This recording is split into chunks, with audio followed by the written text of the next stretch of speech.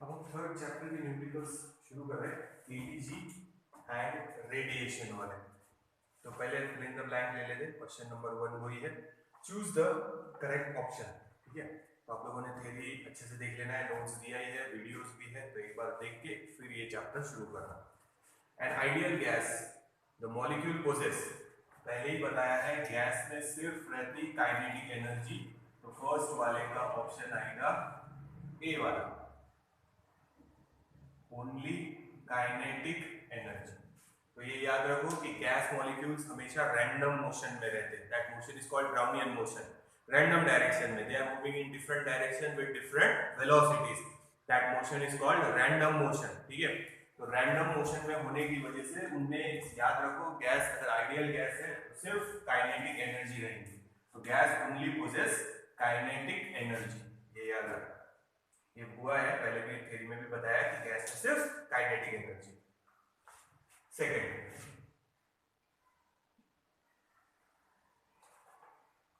The mean free path lambda is given by, ये equation अपन ने लिखा है 1/√2 पाई b स्क्वायर। अपन ने ऐसे लिखा था n/v, where v is the diameter, n is the number of molecules और ये वॉल्यूम, और उन्होंने माइन्यूट सा चेंज कर दिया, वहां पे √2 पाई b स्क्वायर और इसको स्मॉल n से लिख दिया number of molecules per unit volume. तो ऐसा थोड़ा सा चेंज किया है। ये इक्वेशन अपन ने नोट्स में लिखा हुआ है, मैंने बताया था तुम लोगों को कि इस इक्वेशन से आप लोग मीन फ्री पाथ निकाल सकते हैं। मीन फ्री पाथ मतलब तो मॉलिक्यूल रैंडम डायरेक्शन में मूव हो रहा तो उसके कोलिजन होंगे, तो average distance between two successive collision or mean distance between two successive collision is called mean free path. Lambda is equals to 1/√2 pi b square। अपन ने ऐसे लिखा था n/v, n/v यानी number of molecules per unit volume, तो उन्होंने उसको small n से denote कर दिया उसमें। तो इसका ऑप्शन आएगा सी, इसका ऑप्शन है सी।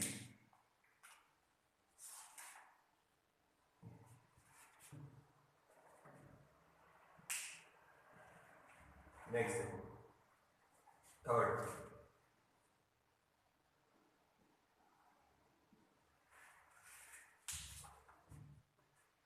if the pressure of an ideal gas is decreased by 10%, pressure is decreased by 10%, then its volume will, isothermal condition है, आइसोथर्मल कंडीशन है मतलब टेम्परेचर है कांस्टेंट, तो अपन बोलेंगे pressure is inversely proportional to volume. अगर temperature constant है तो pressure is inversely proportional to volume. Isothermal बोला है ना, यानी टेम्परेचर कांस्टेंट है। यहां लिख लो, देखो आइसोथर्मल लिया है।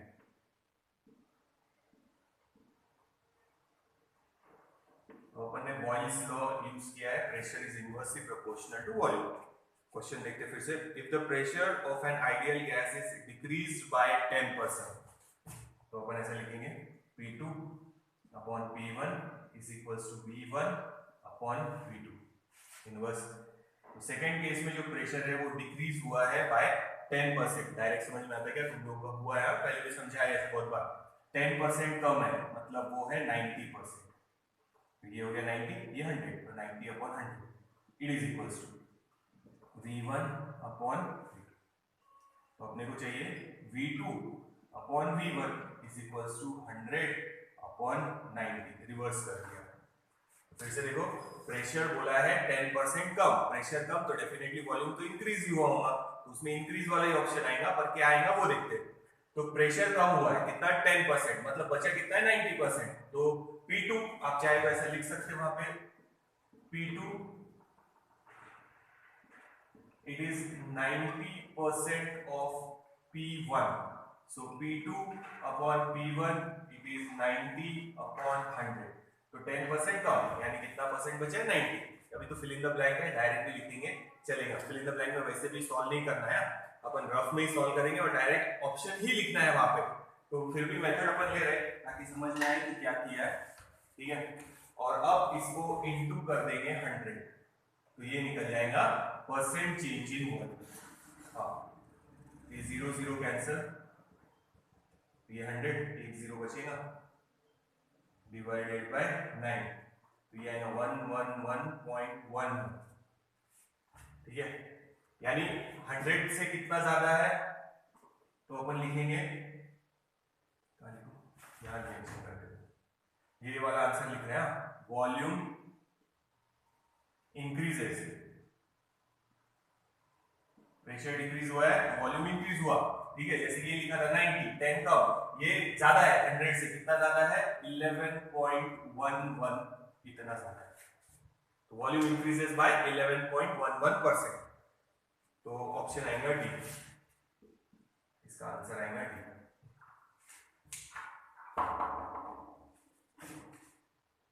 ठीक है, तो इसका ऑप्शन हो गया डी वाला ऑप्शन।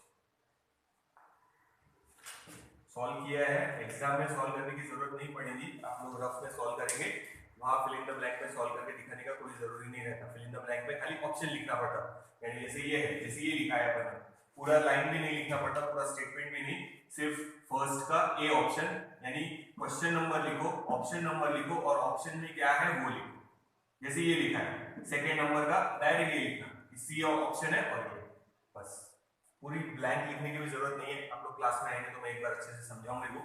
तो ये हो गया फर्स्ट, ये हो गया सेकंड, ये थर्ड, तो ये याद रखो 111.11 आया है, मतलब 100% से कितना ज्यादा है, 11.11, तो उतने परसेंट वॉल्यूम क्या हुआ है, इंक्रीज, तो डी ऑप्शन आएगा। देख लो,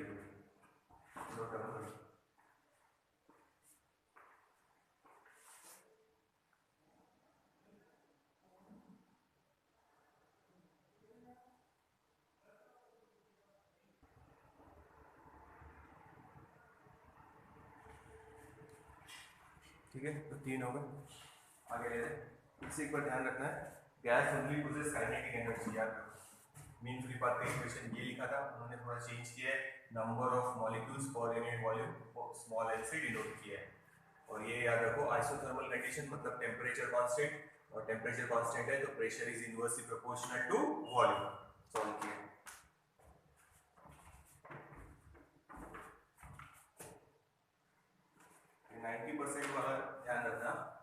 सेकेंड टाइम में जो प्रेशर है वो 10% कम है, मतलब कितना बचा, 90%, वॉल्यूम आया है ये 1111.11%, ठीक है, परसेंट का साइन दे दो, कितने परसेंट ज्यादा है 100 से, 11, यानी V2 विल बी 11.11% या 11.11% मोर, ठीक है, तो वॉल्यूम इंक्रीजेस बाय 11.11%।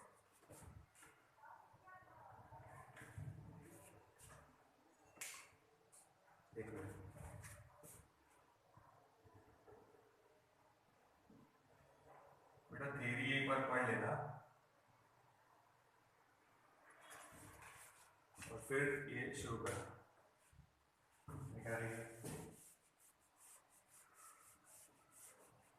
वीडियोस भी है अभी केटीजी के, उस पर वो भी आप लोग एक बार देख लो, नोट्स दिए हैं, नोट्स पढ़ लो, और फिर ऑब्जेक्टिव और जो न्यूमेरिकल्स लेंगे या एक्स्ट्रा क्वेश्चन है वो भी लेंगे, तो उतना पढ़ के रखो और फिर चैप्टर शुरू करो।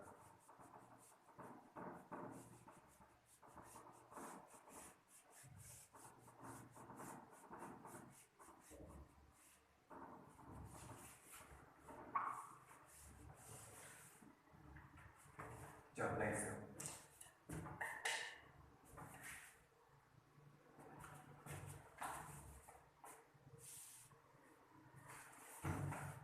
नेक्स्ट देखते हैं, फोर्थ प्रॉब्लम।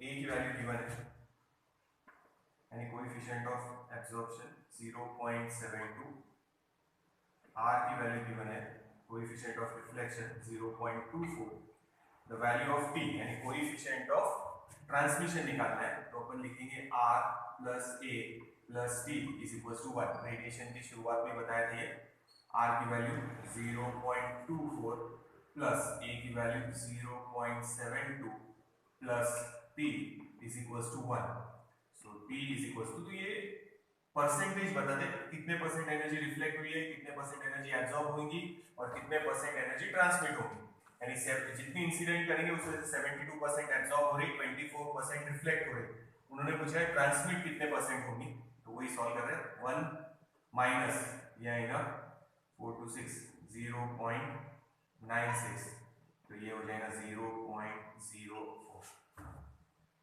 तो फोर्थ वाले का ऑप्शन देखो क्या मैच हुआ, 0.04, यानी बी वाला option. So B option is correct.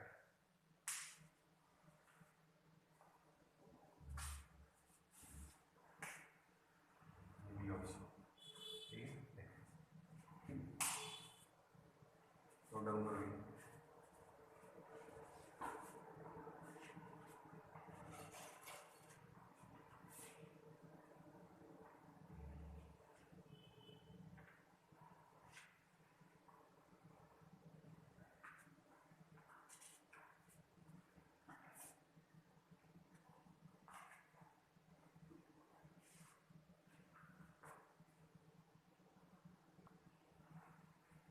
Next देखो, फिफ्थ वाला।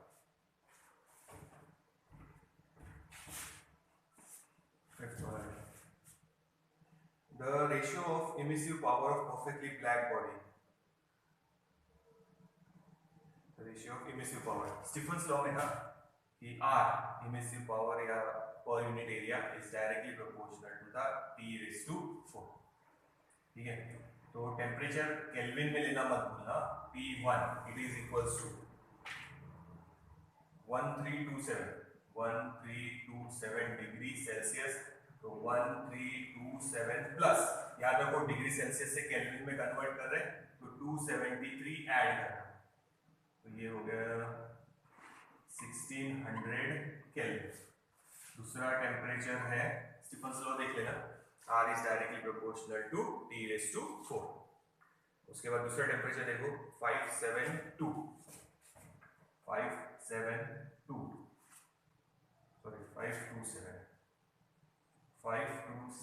Degree Celsius. 527 प्लस 273, तो ये हो गया 800 kelvin. So R1 upon R2 is T1 upon T2 raised to power 4. So R1 upon R2, it is T1 1600 divided by 800 raised to 4, यानी 2 raised to 4। तो 2 into 2 4 4 to 8 equals 16, तो ये आएगा 16 raised to 4 है ना, 16 is to 1।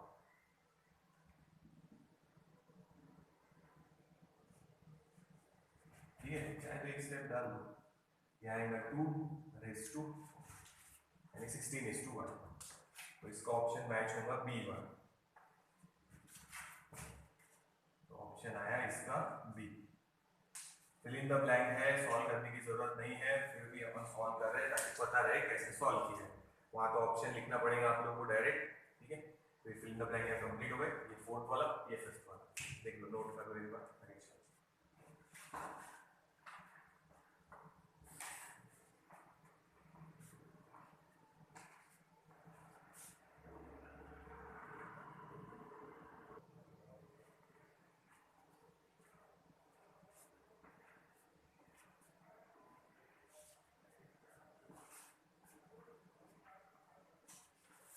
कर लो, complete हो चुकी है।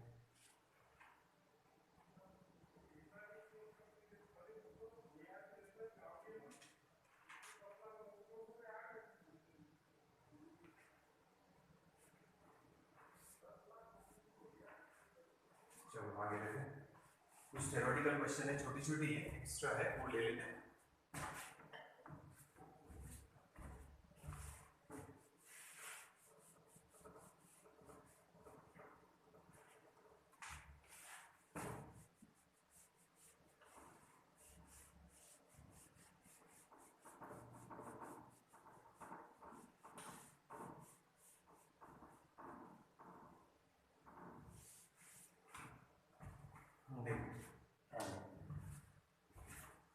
क्वेश्चन 2 का फर्स्ट,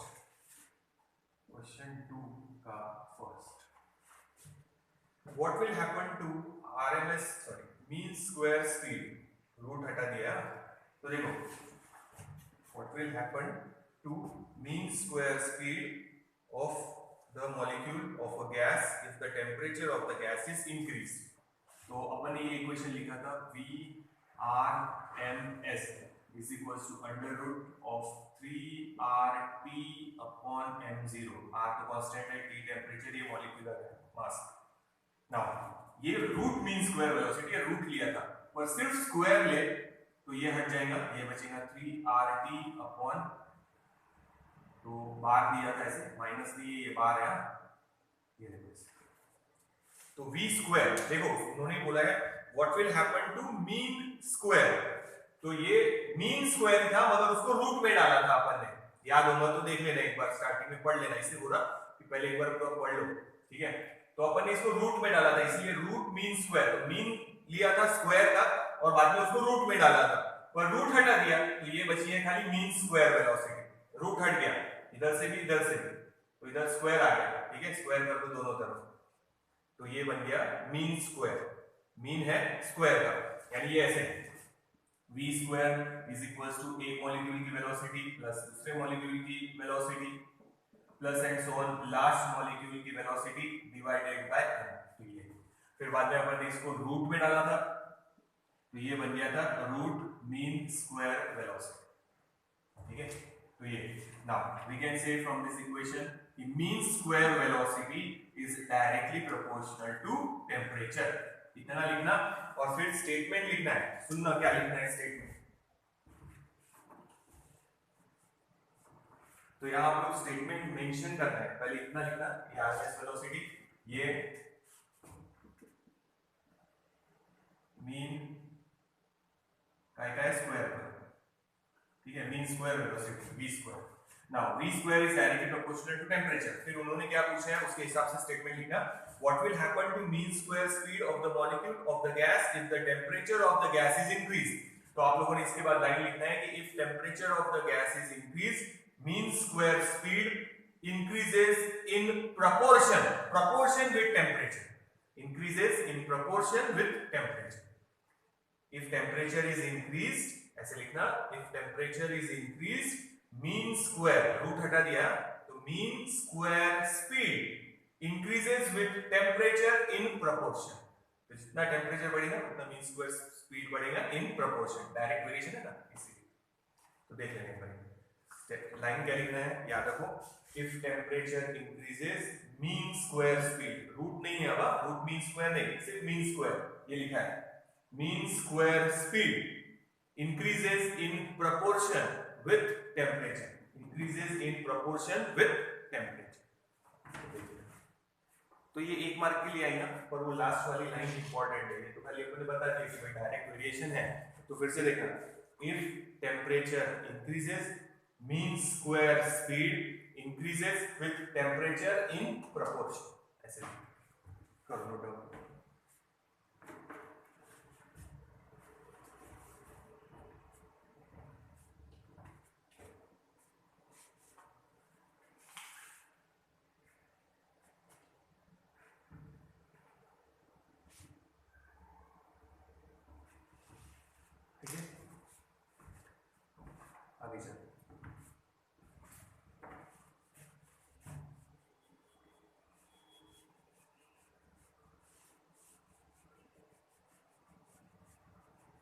सेकेंड वाला ले लें,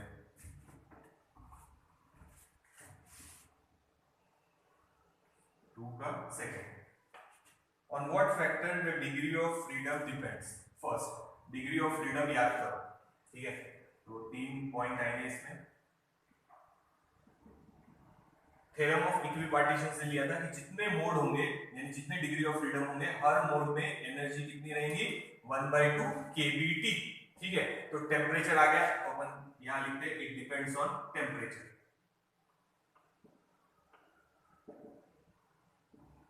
of gas, it depends on temperature of gas. सबसे पहला पॉइंट ये, ठीक है, क्या बोला था अपन ने, ये लिखने की जरूरत नहीं है, पॉइंट ऐसे लिखना, पर बता रहा कि theorem of equipartition of energy में बताया था कि हर मोड यानी जैसे मोनो एटॉमिक गैस है तो 3 एक्सिस के अलाउंग काइनेटिक एनर्जी हो सकती है x y z, तो मोनो एटॉमिक गैस में 3 डिग्री ऑफ फ्रीडम थे, तो टोटल एनर्जी लिखा था इनटू 3। तो हर मोड में यानी 3 मोड थे, तो एक मोड में 1/2 kBT, तो 3 मोड में ये था। तो अपन ने सबसे पहले ये लिखा था टेम्परेचर। सेकेंड,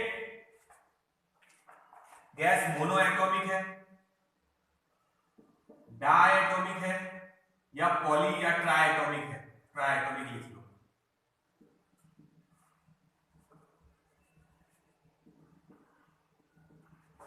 मोनोएटॉमिक थे तो अपन ने बोला था डिग्री ऑफ फ्रीडम एक ही रहेंगी, सॉरी डिग्री ऑफ फ्रीडम 3 रहेंगे, या तो अलॉन्ग एक्स एक्सिस या वाई एक्सिस या जेड एक्सिस। जब डायटॉमिक गैस लिया था तो उसमें भी डिवीजन किया था रिजिड और नॉन रिजिड, पर डायटॉमिक में 2 मॉलिक्यूल्स थे तो उसमें रिजिड वाले में अपन ने बोला था 3 ट्रांसलेशनल और रोटेशनल भी ऐड किया था। तो डिपेंड करेगा number of molecules, sorry number of atoms in the molecule, that is monoatomic है, ट्राइएटॉमिक है या डायटॉमिक है, जो भी है, तो depends on number of atoms in molecule of gas.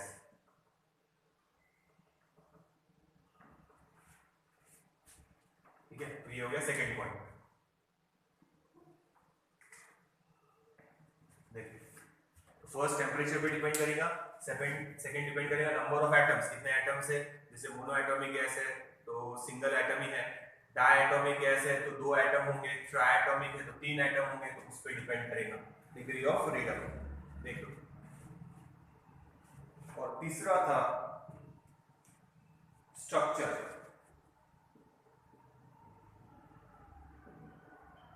That is rigid और नॉन रिजिड देखा था अपन। ठीक है, अगर डायटॉमिक गैस में 2 पार्ट थे, रिजिड और नॉन रिजिड, तो रिजिड में देखना 5 डिग्री ऑफ फ्रीडम बताए थे, तो उसमें 3 ट्रांसलेशनल थे मोनोएटॉमिक जैसे और 2 रोटेशनल थे क्लॉकवाइज या एंटी क्लॉकवाइज। जब नॉन रिजिड लिया था तो 7 डिग्री ऑफ फ्रीडम लिखे थे, 3 ट्रांसलेशनल, 2 रोटेशनल, 1 वाइब्रेशनल, 6 हुए। वाइब्रेशनल को बोलते हैं काउंट करते 2, ये सब समझाया है। तो रिजिड है या नॉन रिजिड है, डायटॉमिक गैस में भी 2 कंडीशन थे, रिजिड है या नॉन रिजिड है। रिजिड मॉलिक्यूल में 5 डिग्री ऑफ फ्रीडम थे, डायटॉमिक गैस नॉन रिजिड है तो 7 डिग्री ऑफ फ्रीडम थे। तो एक तो डिपेंड करेगा टेम्परेचर पे, एक मोनोएटॉमिक है, डायटॉमिक है, ट्राइएटॉमिक है उस पे। अब उसमें भी मोनोएटॉमिक छोड़, डायटॉमिक है तो रिजिड है या नॉन रिजिड है, उस पे भी डिपेंड करेगा। तो degree of freedom depends on these 3 points. तो डिग्री ऑफ, इसलिए बोलो बेटा एक बार पूरा वीडियो लगे तो काइनेटिक थ्योरी ऑफ गैसेस के है अपने YouTube पे भी, तो वो देख लो एक बार, केटीजी एंड रेडिएशन का पूरे, और नोट्स भी है वो अच्छे से पढ़ लो।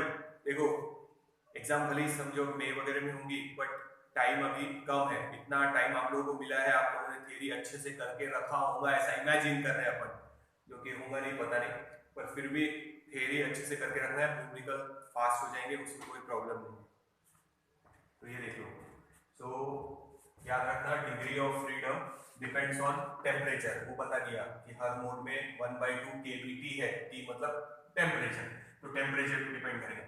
फिर मोनोएटॉमिक में बोला था अपन ने 3 डिग्री ऑफ फ्रीडम है, डायटॉमिक में 5 या 7 है, ट्राइएटॉमिक में और बदल जाएंगे।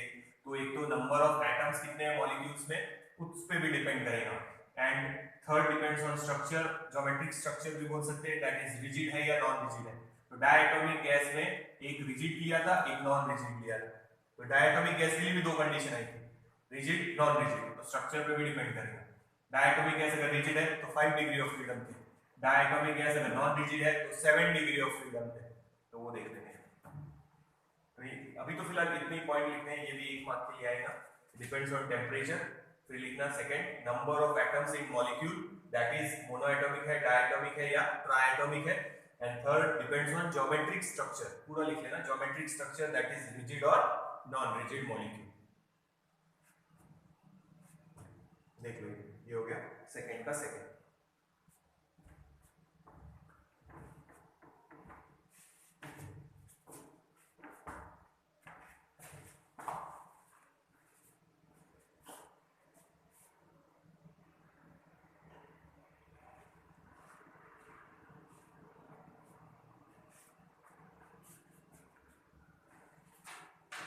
बेटा फिर से पूरा एक बार नोट्स अच्छे से पढ़ लो, उसके बाद ये शुरू करना।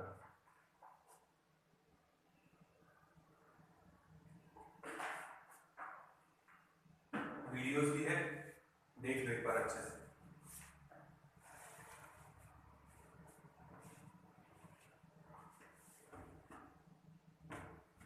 नेक्स्ट है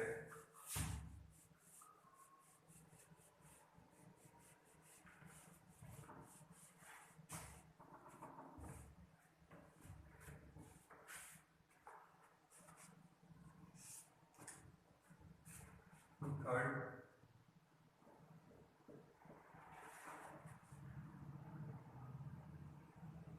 write ideal gas equation for a mass 7 gram of nitrogen। मास है 7 ग्राम, मॉलिक्यूलर वेट नाइट्रोजन का 28, नाइट्रोजन N2 रहेगा, एक का 14 है तो टोटल 20। ये आप लोगों को पता ही होगा, केमिस्ट्री में आप लोगों का हुआ ही है। सो इक्वेशन है PV is equals to nRT, this is equation number 1। अपने को पता है N is gram molecular weight, या अपन बोलेंगे mass of the gas upon molecular weight. तो mass of the gas gram में होना चाहिए, इसीलिए उसको ग्राम मॉलिक्यूलर वेट भी बोलते हैं, या नंबर ऑफ मोल्स बोल सकते हैं। तो इट इज 7 अपॉन 28 यानी 1/4। सो इक्वेशन विल बिकम, ये इक्वेशन ही बनाना है खाली, PV is equals to 1/4 RT। n की वैल्यू डालना है बस। तो ये हो गया थर्ड टर्म।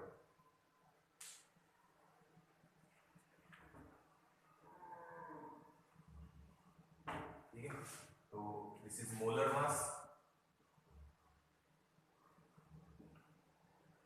और ये मास ही है।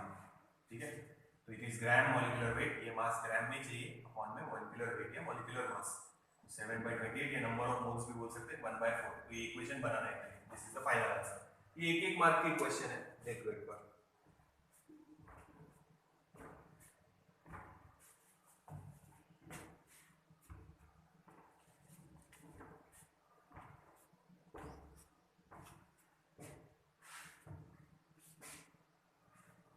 केमिस्ट्री में हुआ भी होगा आप लोग, इजी है, इसका कोई हार्ड नहीं। ठीक है, ये मिल रहा है।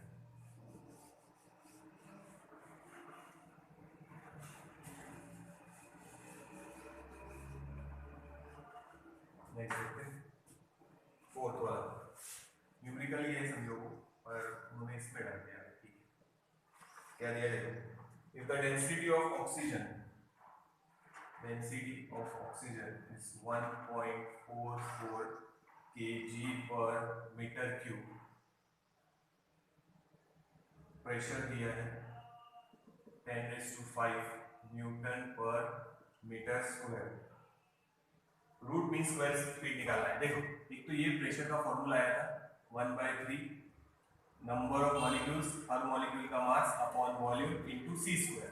तो ये टोटल मास अपॉन वॉल्यूम यानी डेंसिटी, तो इसको आप ऐसा भी लिख सकते हैं 1/3 ρ c²।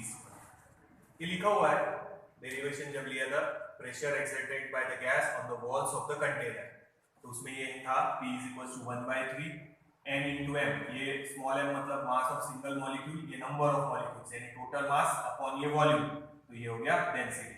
अच्छा, इसको c से डिनोट नहीं किया था अपन ने वहां पे, ये वॉल्यूम है और ये वेलोसिटी है v², RMS स्पीड। सो ये v², so v² is equal to 3p upon rho, और ये रूट में डाल देंगे तो ये ऐसे हो जाएगा। So RMS speed it is equal to √3p upon rho. Direct equation लिखते हैं, उसमें बता दिया खाली कैसे आया है। c पुराने सिलेबस में था इसलिए गलती से मैंने c लिख दिया वहां पे, और अपन ने v लिखा है। तो ये वॉल्यूम है, ये v² है, ध्यान रखना। तो टोटल मास अपॉन वॉल्यूम यानी डेंसिटी जो कि गिवन है, और इधर मल्टीप्लाई करेंगे 3p अपॉन रो और रूट में डाल देंगे, तो ये बन गया root mean square, RMS velocity square root. तो इक्वेशन में वैल्यू डालो, 3 into pressure 10⁵ divided by density 1.44, ठीक है, और ये डालो रूट में, इसको थोड़ा अरेंज कर लेना पहले, ये 30 लिखना डिवाइडेड बाय 1.44 इंटू 10⁴, तो इसका 10⁴ निकल जाएगा। देखो पता ही है कि इवन नंबर रखना है, तो इवन रह गया, तो 4 का 2 आ गया, इसको सिंप्लीफाई करेंगे तो आप लोगों का आंसर आएगा।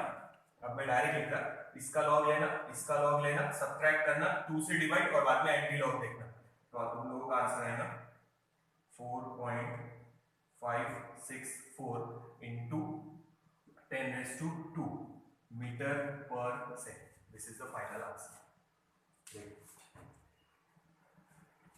आरएमएस स्पीड का ये भी फॉर्मूला याद रखो, 3p/ρ, वो डायरेक्ट यहाँ पे यूज किया।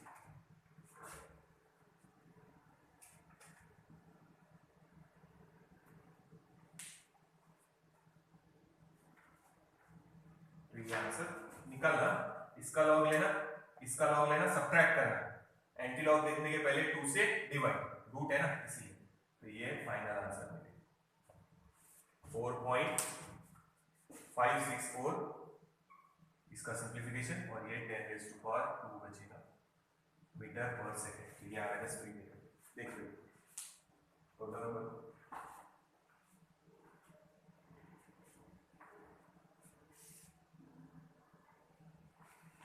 तो ये न्यूमेरिकल ही है सर, पर आएगा तो भी ये भी 1 मार्क के लिए आएगा।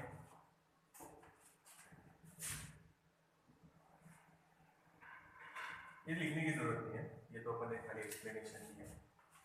उसके बाद 5th वाला क्वेश्चन है, डिफाइन एथरमेनस सब्सटेंस एंड डायथरमेनस सब्सटेंस। वो वैसे के वैसे ही, एथरमेनस सब्सटेंस में T = 0 था और डायथरमेनस में T = 1। वो एक बार देख लेना है, डेफिनेशन वगैरह सब है वहां। एक मिनट को नोट करो, आगे चलो।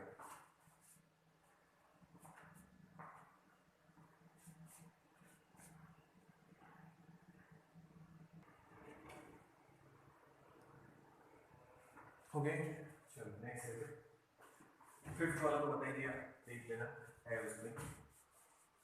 जो एक्स्ट्रा क्वेश्चन है समझो वो ले रहे हैं, बाकी तो नोट्स में है ही। आप लोग एक बार पूरे क्वेश्चंस पढ़ लेना, फिर भी अगर कोई क्वेश्चन नहीं समझ में आया जो मैं छोड़ रहा हूँ कि भाई ये आंसर क्या लिखना है, तो आप लोग मेरे से पूछ लें।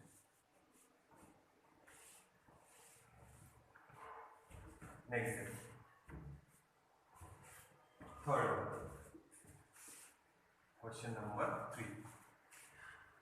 When a gas is heated, its temperature increase। अब देखो पता है जब आप हीट करेंगे तो डेफिनेटली टेम्परेचर बढ़ेगा, बट एक्सप्लेन करना है, explain this phenomenon based on kinetic theory of gases. यानी अपने को उसको एक्सप्लेन करना है काइनेटिक थ्योरी ऑफ गैसेस से। अरे आप किसी गैस को ले लिए अगर आपने कंटेनर में और आप उसको हीट कर रहे हैं तो टेम्परेचर बढ़ेगा ही, पर अपने को उसको केटीजी के फॉर्म में एक्सप्लेन करना है, यानी इस चैप्टर के हिसाब से एक्सप्लेन करना है। ठीक है, फिर से क्वेश्चन सुनो। When a gas is heated, its temperature increases। Gas को जब आप हीट करेंगे तो उसका टेम्परेचर इंक्रीज होगा, ये अपने को पता ही है, नॉर्मल चीज है कि आप किसी चीज को हीट कर रहे हैं तो टेम्परेचर इंक्रीज ही होगा। बट उन्होंने पूछा है एक्सप्लेन करना है this phenomenon based on kinetic theory of gases. तो कैसे करेंगे देखो, equation for pressure of the gas is given by P = 1/3 n small m upon ये वॉल्यूम है और ये v² बार दिया है, मतलब ये वेलोसिटी है। ठीक है, ये ऐसे इक्वेशन डिराइव हुआ है, तो यहाँ एक लाइन लिखना कि equation for pressure exerted by the gas on the walls of the container is given by, ये आरएमएस स्पीड है ध्यान रखना, और ये वॉल्यूम है, तो इसको कैपिटल V से कर दो, ये ठीक है। तो ये v इधर मल्टीप्लाई करो, P into V, ये अपन ने डिराइव किया है, पर फिर से आंसर बताना इसलिए फिर से एक बार डिराइव कर रहे हैं अपन। ये देखो इसको अलग से लिख रहे हैं, हाफ m v²। देखो v तो इधर आ गया वॉल्यूम, ये वेलोसिटी है, हाफ m v², m है अपने पास पर हाफ नहीं था 3 था, तो इसको लिखेंगे 2/3 और साथ में ये बचा है m, तो ये हो गई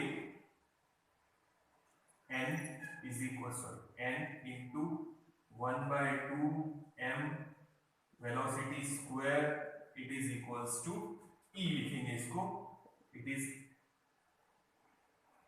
टोटल एवरेज काइनेटिक एनर्जी। ठीक है, नेक्स्ट स्टेप ध्यान से देखना, ये E यहाँ लिख रहे हैं, so E can be written as, इसको उधर मल्टीप्लाई कर दो, 3/2 PV, 3/2 और ये तो E हो गया। नाउ अपने को पता है PV is equals to nRT, ये इक्वेशन बेसिक है। स्मॉल n की जगह आप ऐसा भी लिख सकते हैं n/n0, एवोगैड्रोस नंबर है, ये लिखा हुआ है, देखना एक बार, सब चीजें हैं वहां पे। और ये r/n0, एक कांस्टेंट अपन दूसरा कांस्टेंट, इसको अपन लिखते हैं बोल्ट्जमैन कांस्टेंट, इसको हटा के यहां लिखेंगे kBT। तो ये भी इक्वेशन डायरेक्ट लिख सकते हैं, पर बता दिया कैसे आया, फिर से देख लो, PV is equals to nRT, ये है ग्राम मॉलिक्यूलर वेट या नंबर ऑफ मोल, इसका एक इक्वेशन तो अभी बताया था, molar mass of the gas upon molar mass, वो भी था, और या फिर ऐसे भी लिख सकते हैं n/n0, n0 is Avogadro's number, r constant, n0 constant, तो उसको नया कांस्टेंट दिए थे kBT, तो ये भी इक्वेशन है गैस का, तो वही डायरेक्ट लिखना है, इसमें आप सिंप्लीफिकेशन की कोई जरूरत नहीं है, लिखा हुआ है, ये पूरा डेरिवेशन है अपने पास, पर फिर भी अपन ले रहे हैं, एक बार ध्यान दो। तो PV की जगह ये वैल्यू डाल दो, so E is equals to 3/2 PV की जगह ये वैल्यू सब्स्टिट्यूट कर रहे हैं n kBT, so E/n is equals to, n इधर ले लिया, 3/2 n गया kBT, ये बोल्ट्जमैन कांस्टेंट, ये टेम्परेचर, तो ये इक्वेशन अपन ने डिराइव किया है, where E/n is kinetic energy या एवरेज काइनेटिक एनर्जी, यहां लिखा था अपन ने टोटल, पर यहां लिखेंगे डिवाइडेड बाय n है ना, पर मॉलिक्यूल, एक मॉलिक्यूल की एवरेज काइनेटिक एनर्जी निकलती है। अब मेन लाइन क्या लिखना है वो सुनना, फिर से देखो उन्होंने क्या बोला है, when the gas is heated its temperature increases, gas को हीट करेंगे उसका टेम्परेचर इंक्रीज होगा, बट उन्होंने बोला है explain this phenomenon on the basis of kinetic theory of gases, तो काइनेटिक थ्योरी ऑफ गैसेस में ये इक्वेशन अपन ने डिराइव कर लिया, ठीक है। तो अब क्या लाइन लिखना है सुनना, कि as we heat the gas, अपन गैस को हीट करेंगे, लाइन सुनना क्या लिखना है, यही मेन लाइन है, if the gas is heated, अपन गैस को क्या कर रहे हैं, heat, average kinetic energy per molecule increases, तो अपन बोल रहे हैं कि जब आप आप हीट कर रहे हैं, आप गैस को हीट कर रहे हैं, टेम्परेचर बढ़ा रहे हैं ऐसा नहीं लिखा है अभी तक अपन ने, अपन सिर्फ बोल रहे हैं आप गैस को हीट कर रहे हैं, अब जब आप गैस को हीट करेंगे तो average kinetic energy per molecule increase होगा, और average kinetic energy per molecule increase हुआ इसीलिए टेम्परेचर इंक्रीज हो रहा, तो अपन यहाँ पे लिख लेंगे कि E/n is directly proportional to temperature, ये शो दैट में है अपना किया हुआ, देख लेना एक बार, तो फिर से लिखना है, तो याद रखना लास्ट लाइन क्या लिखना है, when we heat the gas, जब अपन गैस को हीट करेंगे तो अपन बोल रहे हैं कि E/n यानी average kinetic energy per molecule बढ़ जाएगी, यानी मॉलिक्यूल फास्ट मूव होने लगेंगे, मॉलिक्यूल की काइनेटिक एनर्जी बढ़ गई which is directly proportional to temperature, तो ये बढ़ गया तो टेम्परेचर भी बढ़ गया, hence the gas is heated, ऐसे अपन लिखने वाले हैं, देखिए ठीक है। फिर से सुनना और ध्यान से सुनना, अगर ये क्वेश्चन 2 मार्क के लिए आया तो ये पूरा यहां तक लिखना, और फिर लास्ट लाइन क्या लिखेंगे, फिर से सुनो, when the gas is heated, upon gas को हीट कर रहे हैं, अपन ये नहीं बोल रहे टेम्परेचर बढ़ रहा, अपन बोल रहे पहले हीट करो, तो when the gas is heated E/n increase होगा, मतलब average kinetic energy per molecule increases, molecule fast move होने लगेंगे, अब average kinetic energy is directly proportional to temperature, hence we can say temperature also increases, देख लीजिए। और अगर ये क्वेश्चन सिर्फ 1 मार्क के लिए आया तो फिर ये इतना डिराइव करने की जरूरत नहीं है, डायरेक्ट ये इक्वेशन लिखो, ये इक्वेशन है नोट्स में भी, टेक्स्ट बुक में भी डायरेक्ट लिख सकते हैं आप लोग, ये लिखो और वो आखिरी वाली लाइन जो मैंने बताया वो लिखो, सिर्फ यहां से शुरू करना। और अगर 2 मार्क के लिए आया तो ये पूरा लिखना, और अगर सिर्फ 1 मार्क के लिए आया तो इतना डिराइव करने की जरूरत नहीं है, डायरेक्ट लिखना, average kinetic energy per molecule का इक्वेशन है 3/2 kBT,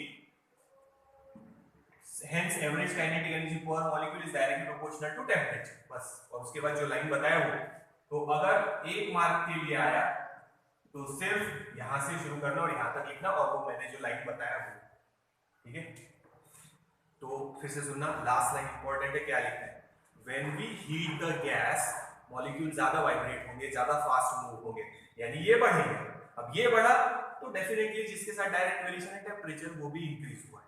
ठीक है, फिर से सुना, when we heat the gas average kinetic energy per molecule increases, thus temperature also increases। ये रीजन आई है, because average kinetic energy per molecule is directly proportional to temperature. देखो, 2 मार्क के लिए आया तो पूरा लिखना, और वो लाइन जो मैंने बताया वो अगर सिर्फ 1 मार्क के लिए पूछा है तो यहां से शुरू करके यहां तक लिखना, और फिर जो लाइन बताया देखो। फिर से लास्ट लाइन एक बार सुन लो, when the gas is heated, जब अपन गैस को हीट करेंगे, its average kinetic energy per molecule increases, hence temperature also increases, क्योंकि उनके बीच में डायरेक्ट वेरिएशन। ठीक है, तो देखो एक्सप्लेनेशन हो गया, kTg पर से दिया है उसका explanation. when the gas is heated its temperature increases, तो लिखना when the gas is heated average kinetic energy per molecule increases, thus temperature increases, क्योंकि उनके बीच में डायरेक्ट वेरिएशन। ठीक है, फिर से लास्ट लाइन इंपॉर्टेंट है बेटा, बार बार बोल रहा है, 1 मार्क के लिए आया तो यहीं से शुरू करना, और वो लाइन जो बोल रहा है उस पे खत्म करना। 2 मार्क के लिए आया तो पूरा करना। ठीक है, when we heat the gas, last line बोल रहा, अच्छे से लिख लो, when we heat the gas its average kinetic energy per molecule increases, thus temperature also increases, क्योंकि दोनों के बीच में कौन सा वेरिएशन है, डायरेक्ट वेरिएशन। इसीलिए अपन बोले गैस हीट करो तो टेम्परेचर बढ़ेगा। पर क्यों बढ़ेगा, क्योंकि ये बढ़ रहा, अपन बीच में वो लाइन डाल रहे हैं। ठीक है, when the gas is heated average kinetic energy per molecule increases, thus temperature also increases। कर लो नोट डाउन, नेक्स्ट ईयर।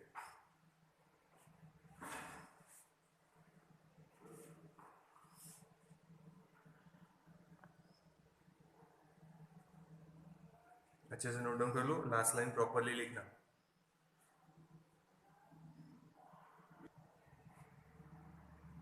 चलो नेक्स्ट क्वेश्चन देखो, 4th वाला क्वेश्चन देखो, यहाँ पे भी एक्सप्लेनेशन kTg के बेसिस पर ही देना है। देखो क्या दिया, explain on the basis of kinetic theory how the pressure of the gas changes if its volume is reduced eight constant temperature.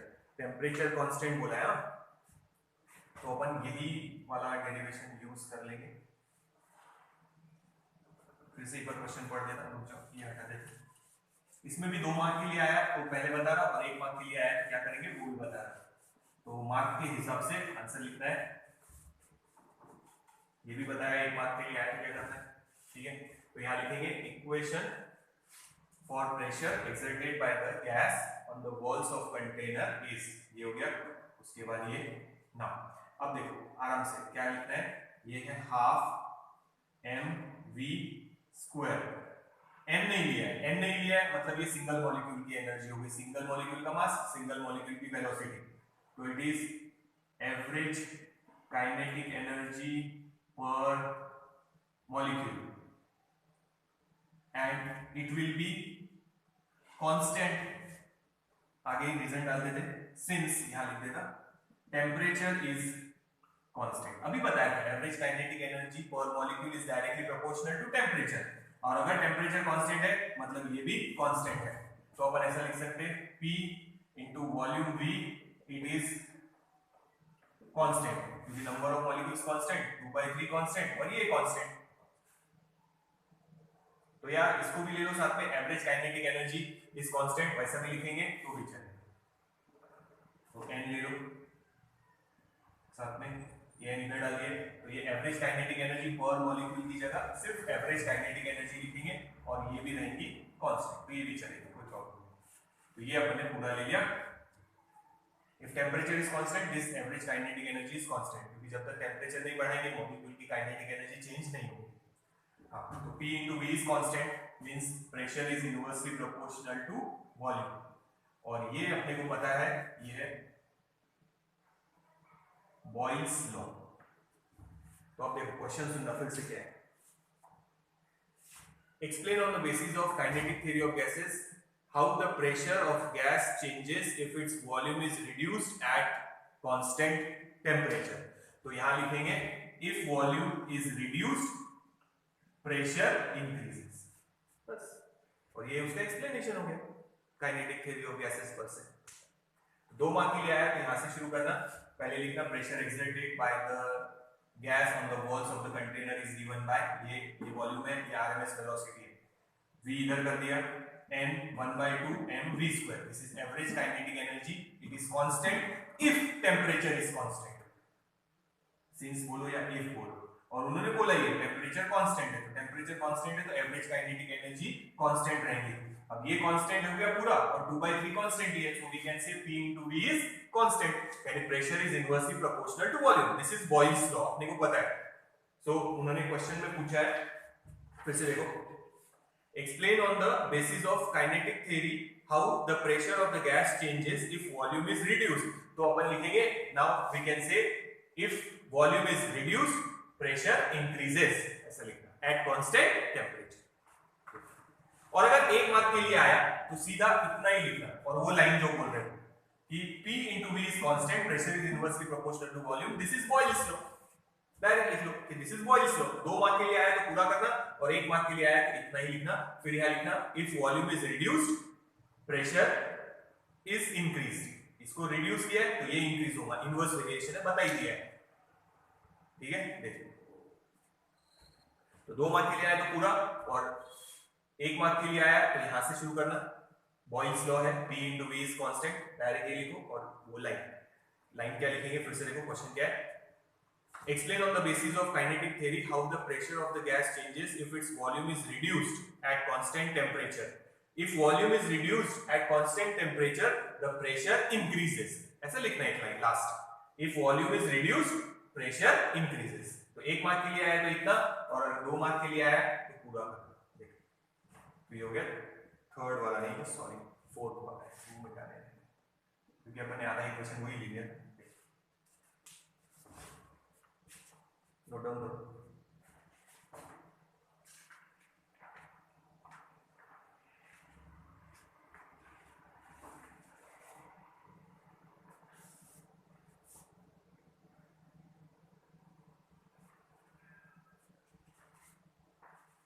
ठीक है ना, तो याद रखना 1 मार्क के लिए आया तो डायरेक्ट ये लिखना P into V is constant, pressure is inversely proportional to volume, क्योंकि कौन सा लॉ है, बॉयल्स लॉ, और डायरेक्ट लिखना if volume is reduced pressure will increase. पर अगर 2 मार्क के लिए आए तो फिर पूरा अपने प्रूफ कर लिया बॉयल्स लॉ, ये बॉयल्स लॉ का प्रूफ है समझो। अगर ऐसा भी आया प्रूफ बॉयल्स लॉ तो आप यहां तक कर सकते हैं ये स्टेप फॉलो करके, बस बॉयल्स लॉ का भी प्रूफ आया तो ये याद रखना। अगर 2 मार्क के लिए पूछा कि state Boyle's law and give its proof on the basis of KTG, तो यहां से लिख के यहां तक उसका प्रूफ हो जाएगा। और स्टेटमेंट ये pressure is inversely proportional to volume at constant temperature for a given mass of a gas at constant temperature pressure is inversely proportional to volume, तो वो बॉयल्स लॉ का स्टेटमेंट है। तो बॉयल्स लॉ का proof आया तो भी यही स्टेप्स फॉलो करना, ये लिखने की जरूरत नहीं। तो फिर से बोल रहा 2 मार्क के लिए आया, 2 मार्क के लिए आया तो ये पूरा करना, और अगर सिर्फ 1 मार्क के लिए आया तो बॉयल्स लॉ से शुरू करके बोलना इफ वॉल्यूम इज रिड्यूस्ड, क्योंकि उन्होंने बोला है वहां पे देखो मेंशन किया है change in its volume is reduced.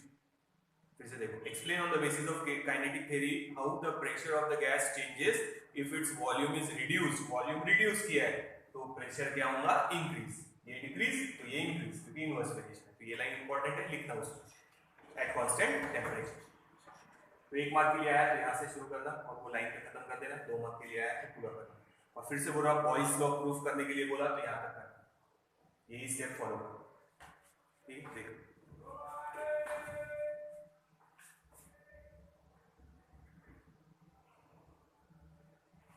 ठीक है। चलो एक लास्ट क्वेश्चन ले लेते थ्योरेटिकल, बाकी अपन छोड़ रहे हैं, बाकी अपन छोड़ रहे हैं थ्योरी के क्वेश्चन, अगर वो है नोट्स में है पूरे दिए हुए वैसे के वैसे, अगर आपको कोई आंसर नहीं समझ में आए कि सर ये क्वेश्चन का आंसर क्या लिखना है तो आप लोग मेरे से पूछ लेना, एक्स्ट्रा क्वेश्चन सारे लिए ही है, एक थ्योरेटिकल क्वेश्चन और ले लेते, फिर अपना थ्योरेटिकल क्वेश्चन हो गया। नेक्स्ट वीडियो में अपन इस चैप्टर के न्यूमेरिकल से शुरुआत करेंगे, ठीक है। थ्योरेटिकल और फिल इन द ब्लैंक पूरे कंप्लीट हो जाएंगे। ये भी कंडीशन दिया है, फिर भी एक बार बता देता, mention the condition under which real gas obeys ideal gas equation.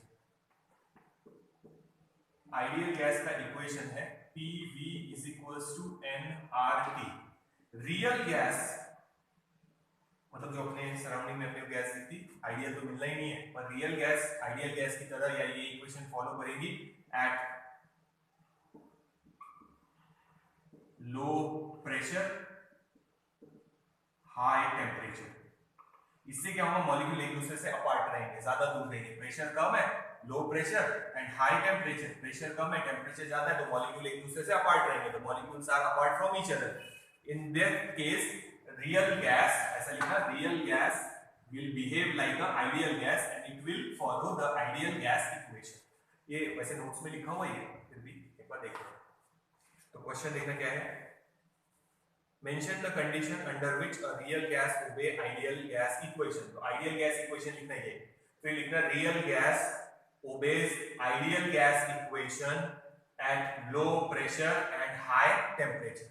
तो एक्सप्लेनेशन लिखने की जरूरत नहीं है कि इस कंडीशन में क्या होगा, मॉलिक्यूल एक दूसरे से अपार्ट रहेंगे, ज्यादा दूर रहेंगे, ज्यादा दूर रहेंगे तो आइडियल गैस इक्वेशन फॉलो करेंगे, because they will behave like a ideal gas. तो real gas will behave like ideal gas, या it follow the ideal gas equation at low pressure and high temperature. देखते हैं,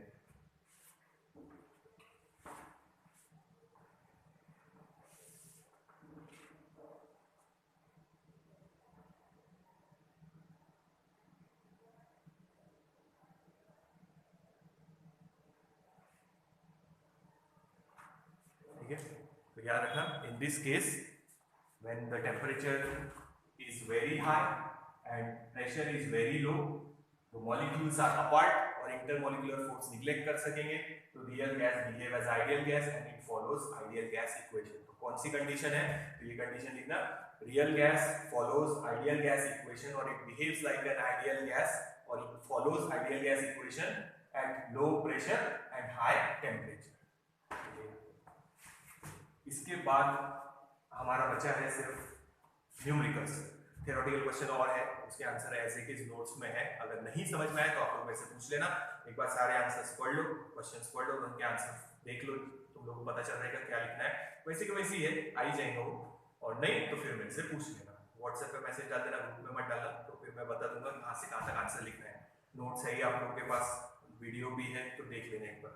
तो अब इसके बाद next video में हम लोग लेंगे न्यूमेरिकल्स। तो याद रखो ये last, real gas follows ideal gas equation or it behaves like an ideal gas at low pressure and high temperature। Pressure low होना चाहिए और टेम्परेचर वेरी वेरी हाई होना चाहिए। तो नेक्स्ट वीडियो में न्यूमेरिकल्स कंटिन्यू करेंगे।